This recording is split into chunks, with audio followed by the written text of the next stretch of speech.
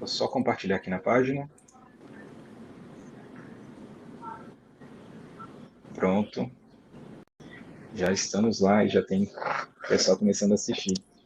Boa noite, pessoal. Meu nome é Matheus. Eu sou administrador aqui da página Eixo Político. E hoje eu estou aqui com o Paulo, que também é um outro administrador da página, e o senador Alessandro Vieira, que tem repercutido bastante nas redes sociais durante a CPI da pandemia, especialmente. Senador, muito obrigado pelo convite, mas antes, deixa eu só passar um pouco do histórico de quem é o senador Alessandro Vieira. O senador Alessandro Vieira, ele é de Passo Fundo, do Rio Grande do Sul, ele foi policial civil por muito, muito tempo, e em 2018 foi candidato mais votado de Sergipe para o Senado, né? Ele obteve 474.449 votos e desde 2019 ele exerce o mandato de senador. Atualmente, ele é membro da CPI da pandemia, que investiga as conduções do governo federal e dos estados durante a pandemia. E, senador, antes de mais nada, primeiramente, agradecer o convite, mas também para perguntar, depois de tanto tempo, o que levou o senhor a ser senador da República? Bom, obrigado, Matheus. Paulo, boa noite. Eu nunca pensei na vida em ser político, nunca tive esse sonho ou esse projeto. Eu era delegado de polícia, delegado-geral, comandava a instituição no meu estado, e a gente conduziu uma série de investigações na área de corrupção. E na medida em que a gente começou a identificar, prender empreiteiros, políticos, financiadores de campanha, a gente passou a ter atritos com o governo e o governador acabou me exonerando. E com essa exoneração ele criou, pelo menos para a minha convicção, de que para ter uma mudança efetiva de práticas, você precisa invadir essa seara da política. As principais decisões estão na política. E aí me coloquei como candidato e participei das eleições de 2018, disputando inclusive vaga com esse próprio governador. E o povo de Sergipe acabou confiando na nossa proposta de renovação e de mudança. Eu vim aqui para Brasília e estou aqui dando minha contribuição para Sergipe e para o Brasil, dentro daquilo que me cabe. Paulo, faz as honras. Senador, boa noite. Mais uma vez, obrigado por ter aceito o nosso convite. É um prazer conversar com o senhor. O senhor é senador pelo Sergipe, né? E uma das dúvidas que eu tenho é que, principalmente numa época como essa que a gente está vivendo, é que a pauta anda muito nacionalizada. A pandemia é um problema em todo o país, mas cada estado tem a sua particularidade. Eu sou catarinense, meus estados têm os seus problemas, que alguns problemas que tem aqui não tem no Sergipe, certamente, alguns problemas que há no Sergipe não tem aqui, e vice-versa. Eu queria saber como é que o senhor faz para conciliar as demandas regionais da sua base, sem deixar de lado essas questões que afetam a mim aqui em Santa Catarina, o Matheus em Brasília, e aos nossos seguidores do Brasil inteiro. Como que é essa conciliação? Bom, acho que o fato de não ser um político tradicional facilita muito. Eu não tenho compromissos com partidos, com grupos políticos que me exigiriam algum tipo de restrição na pauta nacional. Então, eu tenho total liberdade e independência na pauta nacional e na pauta estadual a gente tenta conectar diretamente com a sociedade. Então, toda a atuação do mandato é transparente, a distribuição de emendas passa por editais públicos para que as pessoas apresentem projetos, possam votar, escolher o que vai ser apoiado e possam depois acompanhar. E esse processo todo enriquece, na minha visão, enriquece o processo democrático. Então, você tem uma facilidade de composição. É claro que um estado pequeno como Sergipe, o menor estado da federação, ele é muito dependente de verbas federais. Mas cada vez mais os eleitores e a sociedade em geral conseguem compreender e valorizar a questão da independência, da necessidade de corrigir problemas graves que nós temos na esfera nacional para permitir que você tenha condições de resolução também no estado. Não dá para ficar eternamente dependente de auxílios ou de repasses de verba. A gente tem que ter maior produtividade, melhor qualificação através de uma educação mais moderna e espaço e emprego. Então, a gente está trabalhando nesse sentido e, até o momento, a receptividade que a gente tem, o retorno que a gente tem é muito positivo, de que é um mandato totalmente diferente do que o pessoal estava acostumado, mas que traz para Sergipe uma visibilidade, um alcance que, na média, é motivo de muito orgulho, de muitos elogios por onde eu visito, mesmo no sertão, onde a vida é mais difícil. Tem o pessoal acompanhando o mandato, cobrando efetividade e se sentindo representado. Acho que é um resgate do sentimento de representação pelo político que é tão desgastado com justiça, diga-se de passagem.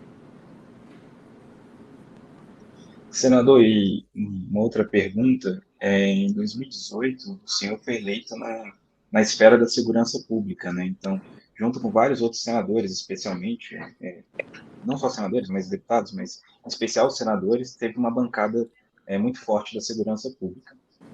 Em 2018, você foi candidato pela Rede Sustentabilidade, e no segundo turno, o senhor acabou apoiando o candidato Jair Bolsonaro, né, no segundo turno. Mas ao longo do seu mandato como parlamentar, deu para perceber que o senhor acaba adotando uma postura independente, mas atacando quando precisa ser atacado, respeitando quando algumas pautas do governo. E eu queria saber, em especial, sua atuação dentro da CPI da pandemia, que tem sido repercutido bastante, indo em pontos certeiros, assim, do que tem que ser investigado, do que tem que ser conduzido durante a CPI. Queria saber se o seu trabalho como policial tem ajudado em inquirir algumas testemunhas, mas um ponto-chave, acho que para mim, qualquer pessoa que tenha acompanhado, foi no depoimento do deputado Luiz Miranda, quando o senhor acaba fazendo algumas perguntas para o deputado e, de repente, a deputada Simone Tebet consegue pegar a palavra do nome do deputado, do Ricardo Barros. Eu queria saber o que o senhor tem visto da CPI da pandemia, você acha que a sua postura como policial tem ajudado nesses aspectos e o que você espera dessa segunda temporada que o pessoal tem falado da CPI da pandemia? Bom, primeiro, voltando lá em 2018, eu declarei voto no Bolsonaro. Eu não fiz campanha, não fui apoiador. Eu fui eleito pela rede, votando em Marina Silva. E no segundo turno, com as alternativas que restaram, o projeto do PT e o projeto do Bolsonaro, eu fiz a escolha e anunciei, não precisava, mas eu fiz questão de ser transparente, e votei em Bolsonaro. Quando eu fiz a declaração de voto, eu já apontava que era um projeto que tinha várias deficiências e que exigia uma conduta de fiscalização e combate, provavelmente, no Congresso. Não imaginava que fosse tão grave.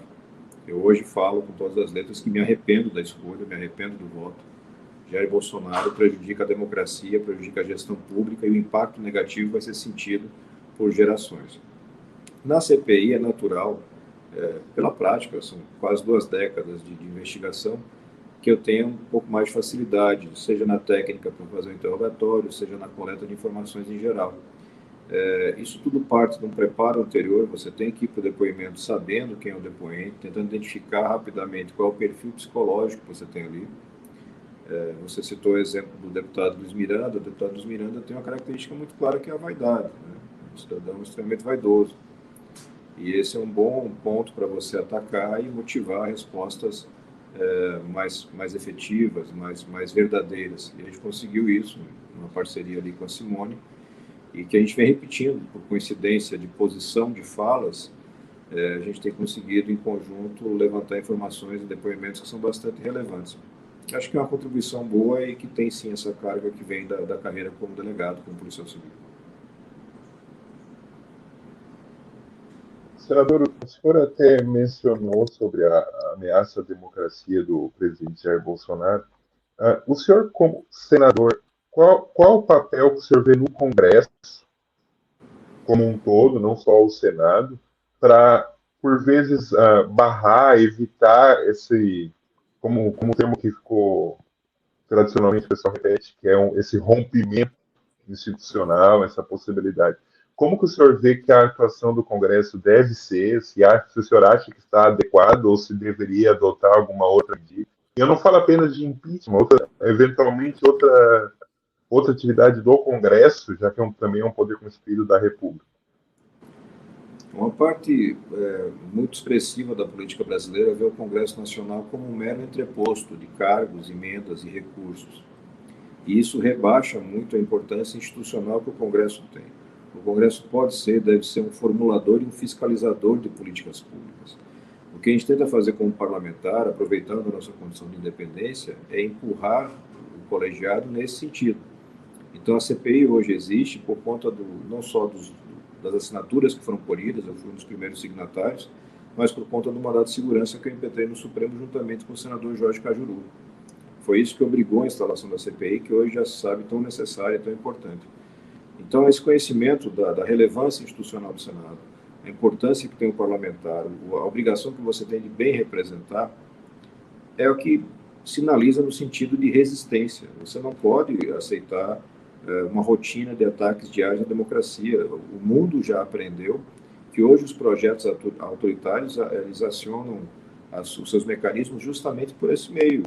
O ataque diário às instituições, a desmoralização das instituições, a aprovação ou a votação de pequenos projetos que têm consequências dramáticas, seja no sentido de atacar instrumentos democráticos, reduzir transparência, tudo aquilo que a gente vem presenciando, a indicação e a nomeação de pessoas para cargos estratégicos que não têm a devida qualificação, muito menos independência, isso tudo corrói a democracia. Eu acho que, mais ainda, aquele que se colocou para ser representante da população tem a responsabilidade de fazer uma resistência muito ativa. Ele está abaixo disso.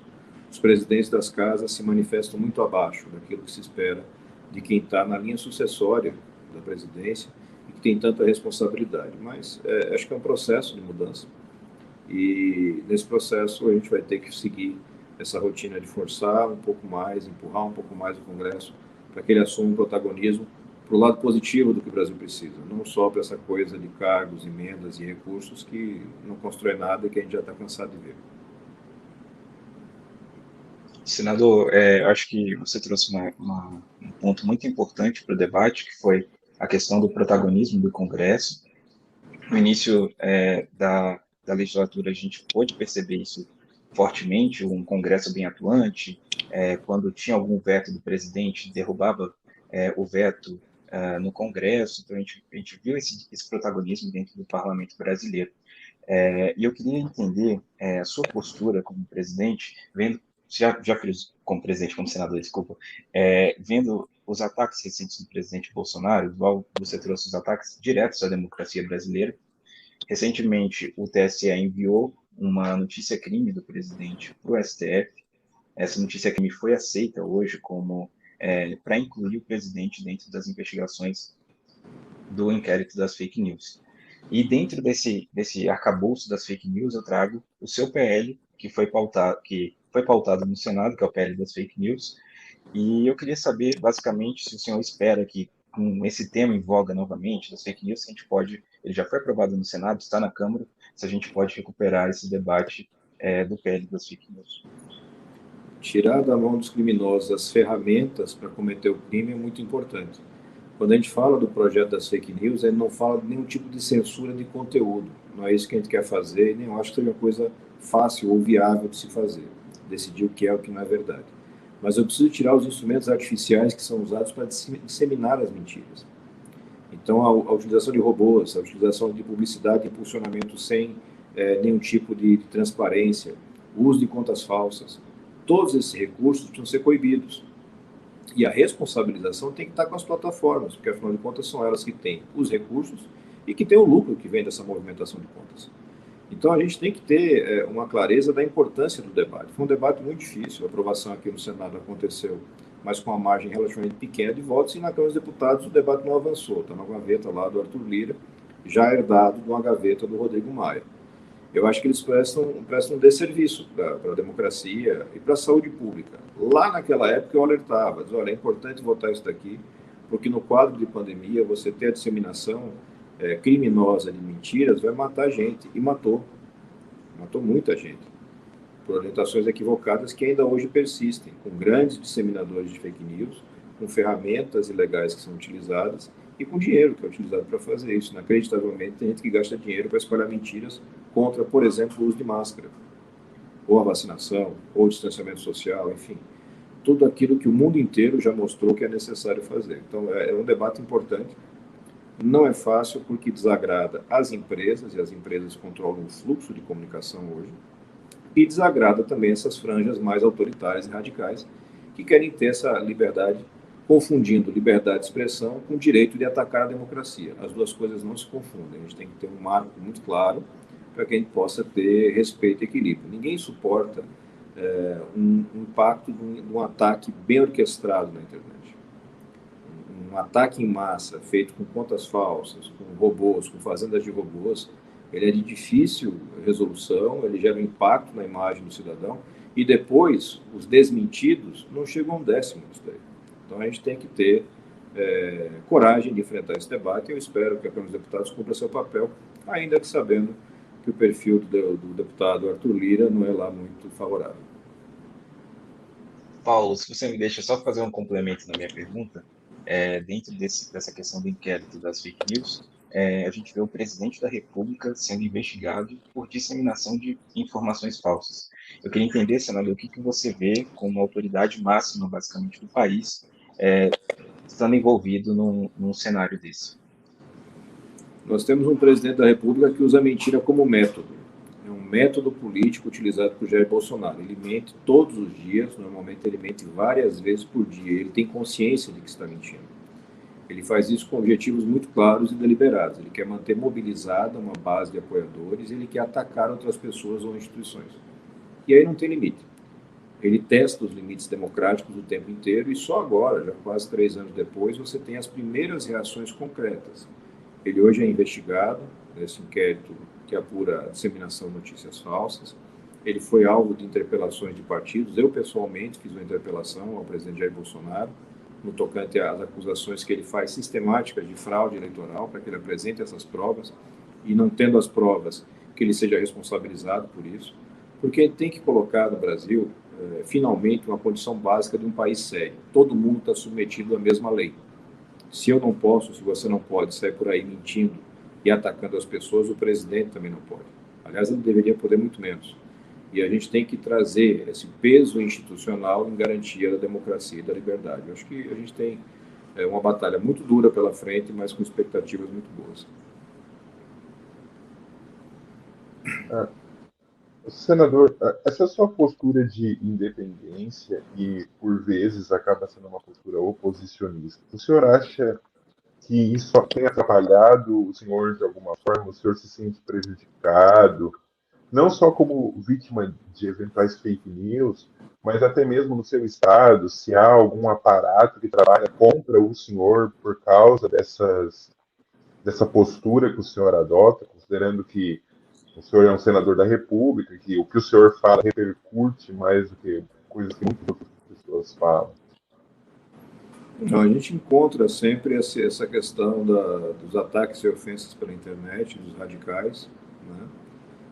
Mas nada tão significativo. E o fato de ter essa questão da independência e de ter um jeito mesmo de fazer as coisas, de viver muito simples, me permite estar em contato com as pessoas. Então, eu vou ao supermercado, eu vou nas ruas, eu vou para o interior do estado, encontrar apoiadores e conversar com as pessoas. E você não vê nenhum tipo de restrição ou nenhum tipo de retaliação. Nas franjas de internet, sim, aí você tem ataques constantes, são diários, são bem organizados, são financiados, mas eles não podem atemorizar quem veio com a proposta de mudança. Ou você tem coragem para enfrentar isso, ou esquece e vai para casa, porque não dá para ficar no meio termo. Não dá para você chegar aqui, imagina a responsabilidade, são apenas 81 senadores no Brasil, e você deixa de fazer alguma coisa que você acha correta porque tem medo de uma repercussão negativa, de uma retaliação. Isso é inaceitável. Eu acho que a gente está conseguindo enfrentar isso bem, ainda que sabendo e consciente que muitas vezes a família sofre, os amigos sofrem, que ficam incomodados e às vezes amedrontados pelos ataques que a gente tem enfrentado. Mas nós também acabamos observando na nossa página e olhando o Twitter, que embora haja essa aba das redes sociais, que são mais baseadas na fake news, nos ataques assim, mentirosos, a gente também tem observado que há uma outra aba, que é uma aba que busca a informação correta e que acaba, por vezes, elogiando, dando sugestões. Nós temos visto que na própria CPI da pandemia, a internet tem ajudado até na formulação de perguntas que já correm atrás de documentos, de vídeos, de falas. O senhor também tem sentido essa colaboração, esse outro lado da internet, uma colaboração no seu trabalho ou não? Sem dúvida, tem um apoio extraordinário na internet, nas redes sociais em geral, mais fortemente no Twitter. A gente tem gente de todos os perfis, de todas as faixas etárias, do Brasil inteiro, atuando sob o ponto de vista de colaborar e fiscalizar o trabalho da CPI. É muito legal você ver esse sentimento de representação e de confiança. A gente tem feito nosso papel, repassando as informações no limite do que é possível, interagindo e usando muito uma capacidade que a rede tem, que é de memória. Então, é muito mais fácil contextualizar as questões, confrontar as mentiras, quando você tem vídeos, textos, postagens que foram feitas em momentos anteriores pelo governo, integrantes do governo, por exemplo. É uma colaboração direta. A análise de documentos, o volume de documentos é muito alto, aqueles documentos que são de acesso público, ela também é feita em grande parte pela sociedade, e é um movimento que deixa a gente muito feliz e com uma grande responsabilidade, não decepcionar. O brasileiro, ele tem um histórico muito ruim em termos de relacionamento e confiança com políticos. A média histórica do político brasileiro, ela justifica uma total desconfiança, um total desapreço. Isso é a verdade. E a gente tem que reverter isso com trabalho e com bons exemplos. A gente tenta fazer a nossa parte aqui no Senado, e tem muita gente boa que também está tentando fazer, nos seus estados, nas suas bases, um bom trabalho de resgate da confiança. Que legal isso que você trouxe, senador. Inclusive, eu estou fazendo um TCC sobre a CPI, então vai ser bem legal. Eu estou acompanhando toda essa movimentação nas redes sociais e já dei start no meu trabalho. Agora eu só espero ser aprovado. Mas, enfim, senador, uma pergunta que chegou para a gente é do Felipe, de São Paulo, e ele quer saber, basicamente, senador Alessandro, tem alguma chance da CPI acabar antes de novembro?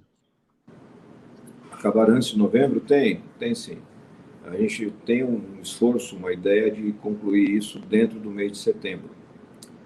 Vai depender muito da dinâmica. A gente sabe que a gente tem um governo que continua errando, que continua produzindo atos absolutamente equivocados no combate à pandemia. A gente teve hoje um exemplo da questão da distribuição de vacinas, onde aparentemente o estado de São Paulo foi prejudicado.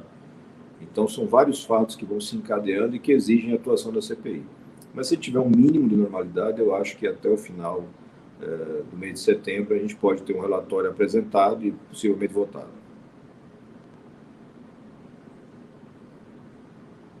Uma outra pergunta que nós recebemos, nós abrimos uma caixa de perguntas para que o pessoal enviasse os questionamentos, até para aproximar o senhor dos nossos seguidores. E essa pergunta foi enviada pelo perfil Central Eleitoral, e ele cita um artigo que saiu no Antagonista, acredito que o artigo se chama Por que não, Alessandro, algo assim, colocando o senhor como um possível candidato à presidência do Brasil. Não necessariamente fala com uma articulação que já tenha ocorrido, fala mais sobre a sua personalidade, a possibilidade. Aí a pergunta deles é, o senhor pensa sobre isso? É um sonho a presidência? Ou o senhor, eventualmente, no governo de Sergipe, a gente vê muitos senadores que vão disputar governos estaduais ano que vem, né? Se o senhor também pensa sobre isso, ou isso está totalmente focado no mandato de senador e pretensões eleitorais só na próxima renovação de mandato de senador mesmo? Eu nunca tive projeto político, eu nunca pensei em ser político, né? Eu entrei para a política pelo caminho mais inusitado, que foi investigando políticos. Eu tenho um sentimento muito claro de missão. Se houver uma necessidade de apresentação de nome para qualquer tipo de desafio, a gente vai ter que enfrentar, porque é uma questão de responsabilidade. Mas eu acho que mais importante que os nomes são as bandeiras, são as causas. E tem uma série de coisas que realmente não estão sendo observadas pelos hoje pretensos candidatos ou pré-candidatos que estão surgindo. Você não escuta ninguém falar, por exemplo, sobre educação, sobre uma inclusão social mais ativa para a redução da desigualdade. O combate à corrupção parece que virou palavrão. Nenhum deles fala sobre isso, nenhum. E continua sendo uma coisa muito preocupante na sociedade brasileira, porque nós sabemos a corrupção, quando ela não faz diretamente o prejuízo, ela garante no poder um incompetente que vai causar prejuízo. Então, tem uma série de coisas que não estão no debate nacional e que precisam, na minha opinião, estar. Eu vou estar colaborando para que esteja.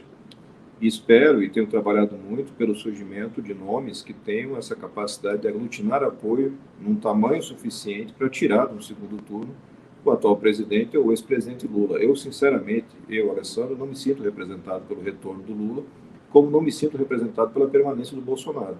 Então, o que me resta é a obrigação de trabalhar muito para dar alternativas aos brasileiros. Acho que isso que a gente precisa, alternativas, projetos de Brasil. Parar com essa coisa de personalismo, salvador da pátria, nada disso existe. É só produto de marketing para ganhar o voto e enganar o eleitor. Tem que ter, na verdade, um projeto consistente, como fazer o enfrentamento dos vários problemas que nós temos e que, na sua maioria, são problemas históricos e que nunca tiveram ou tiveram apenas episodicamente enfrentamento. Acho que cabe um debate nisso daí. claro, fico orgulhoso com a lembrança, mas não tenho nenhuma preocupação individual nesse processo. Acho que tem que ser uma construção. E lembrando uma frase que é histórica também, que presidência não é projeto, presidência é destino. E ninguém sabe exatamente como é que isso vai acontecer.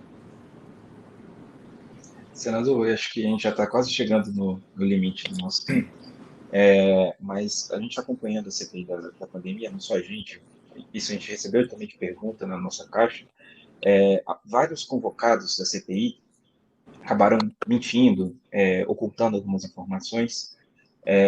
Por que acontece deles não serem presos? E outra coisa, o único preso, se não me engano, foi o Roberto Dias, né, que era um servidor do Ministério da Saúde, e a fiança dele foi muito pequena. A pergunta do Cláudio, de Campinas, é a seguinte: isso não passa uma sensação de que a prisão não tem peso nenhum?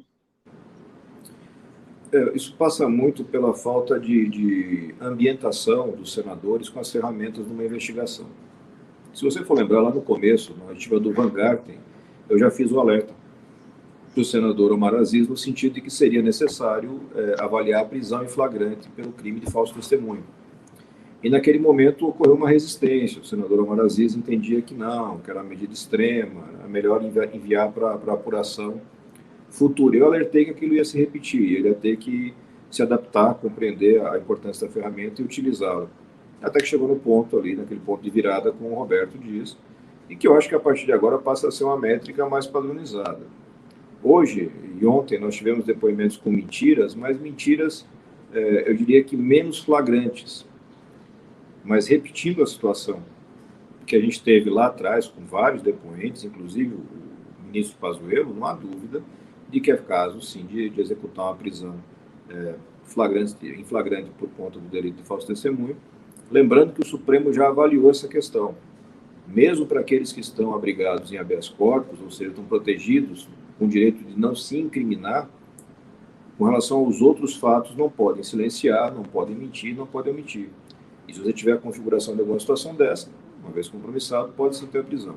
Eu diria que é bem provável que a gente tenha mais prisões ao longo da CPI.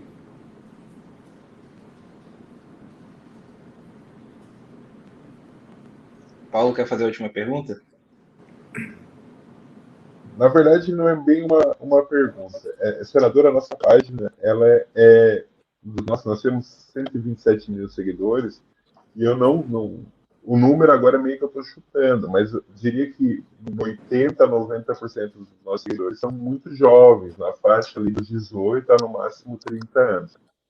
E uma coisa que nos orgulha muito é que muitos deles nos mandam mensagem falando que começaram a debater mais, a acompanhar mais a política, justamente pelo que nós publicamos e tudo mais. O que eu pediria para o senhor é se o senhor tem alguma mensagem, algo para falar diretamente para esses jovens que às vezes olham para a política, acham estranho, acham difícil, alguns admiram. O que o senhor gostaria de falar para o futuro? Alguma mensagem para esses nossos seguidores que são tão novos? Tem uma série de frases feitas que falam sobre a importância da política. Eu vou tentar ser o mais objetivo possível. Se você não tomar conta daquilo que é seu, que é esse domínio público, que é de todos nós, alguém vai fazer isso e normalmente vai fazer com interesses particulares. A gente tem todo um histórico do Brasil de desigualdade, de violência, de ignorância, e você só consegue mudar isso através da política. Então é muito bom ver as pessoas se interessando mais, acompanhando de uma forma mais ativa e principalmente fazendo isso não pela porta do radicalismo, mas pela porta do equilíbrio, da análise. A gente tem toda a condição de fazer enfrentamento, discussão, debate, duro inclusive, mas respeitoso e baseado em verdade. Eu acho que quando a gente conseguir ter mais gente engajada nesse processo político de fiscalização, que não significa que você tem que ser candidato, mas significa sim que se você quer mudar, se você é aquele cara que fica no grupo da família falando mal dos políticos da sua cidade, do seu estado, do Brasil, a cada 2 anos você tem a oportunidade de apoiar alguém. E a sugestão que eu sempre dou, apoie alguém que você conheça, ou pelo menos tenha algum tipo de proximidade que lhe permita fiscalizar, que lhe permita acompanhar. Então, acho que esse é o caminho. Não existe nenhuma outra alternativa para resolver os nossos problemas que não seja a política. E a boa política, ela salva vidas, ela viabiliza o futuro. A má política a gente já conhece demais e já está cansado dela, está na hora de virar essa página. É isso, senador. Muito obrigado. Foi um papo bem rapidinho, mas muito obrigado por abrir espaço na sua agenda para conversar com o eixo político. A gente tem acompanhado a CPI sempre que pode, tem acompanhado o seu trabalho, e muito obrigado mesmo por esse espaço. Obrigado, senador. Galera, eu que agradeço pelo espaço, foi um prazer, parabéns pelo trabalho que vocês fazem. A gente está aqui de portas abertas, não sou eu como equipe, para colaborar naquilo que for necessário. Saúde aí para todos. Obrigado, senador. É isso, pessoal. Hoje a gente conversou com o senador Alessandro Vieira, que tem se destacado bastante na CPI da pandemia, e continue acompanhando a gente nas redes sociais. Até a próxima. Tchau, tchau.